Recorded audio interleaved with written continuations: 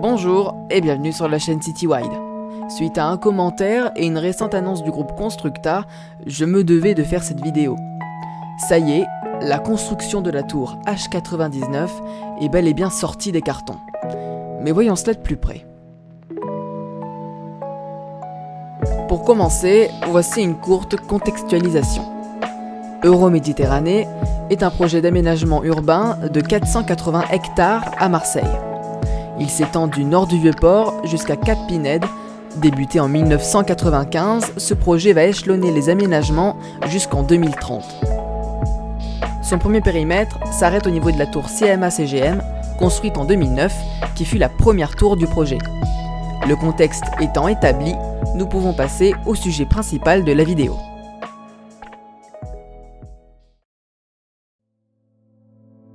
La tour H99 est un gratte-ciel qui avait été initialement annoncé pour l'année 2008, avec sa commercialisation pour 2010, mais le projet a été oublié et a refait surface en 2023 lors de la construction de la Porte Bleue, puisque certaines images de synthèse montraient encore il y a quelques mois cette tour, ce qui signifiait que le projet était toujours en prévision.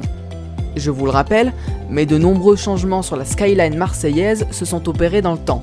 Je vous invite d'ailleurs à regarder ma dernière vidéo à ce sujet, je vous la mets en suggestion dans le petit i. La tour Icade, la tour Horizon qui est devenue Porte Bleue, le Mirabeau et ses multiples maquettes, toutes ces modifications ont duré près d'une vingtaine d'années. Mais la tour qui n'a jamais bougé au cours de tous ces dérèglements, c'est H99.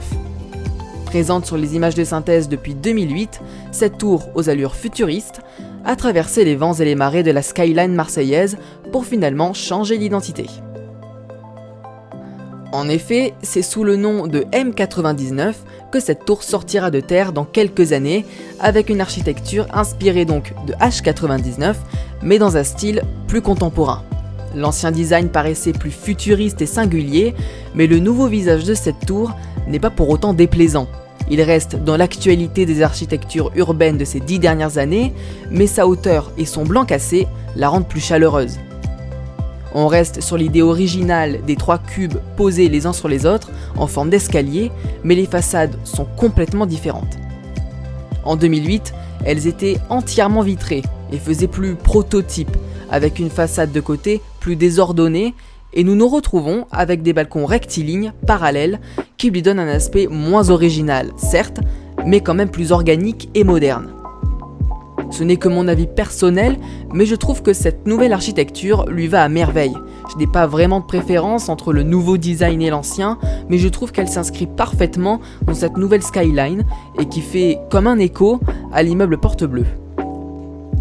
Le mélange des façades vitrées de la tour CMA-CGM et du Mirabeau colle parfaitement avec le blanc cassé des 2 tours.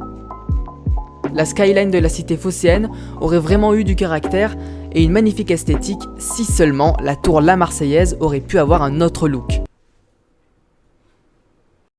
Mais rentrons dans les détails techniques maintenant. Ce sera la plus grande tour des quais d'Aranque, mais elle détonnera par sa vocation. Ce sera le premier immeuble de grande hauteur de logement produit en France depuis 50 ans.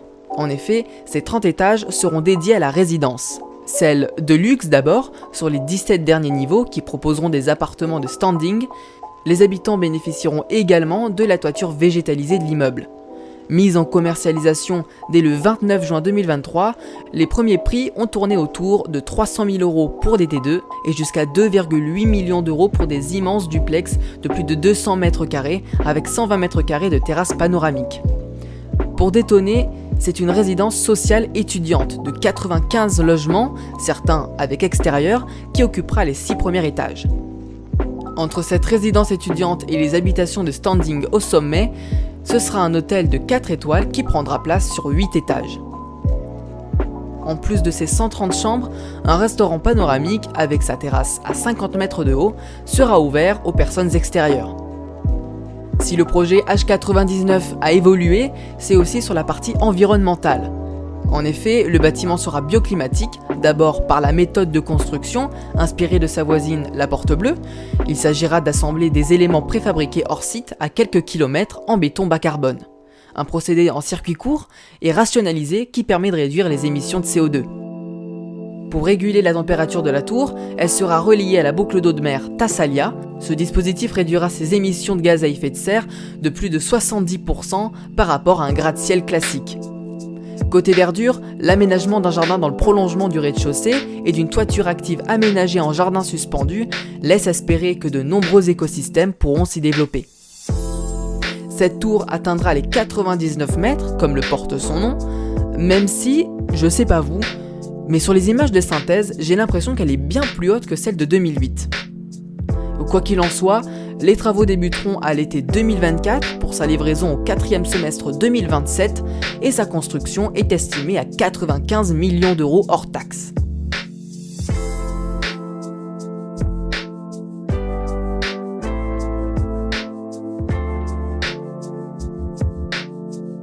Voilà, c'est déjà la fin de cette vidéo. Donnez-moi votre avis sur le projet en commentaire. Vous retrouverez évidemment toutes les informations et sources en description. Au revoir!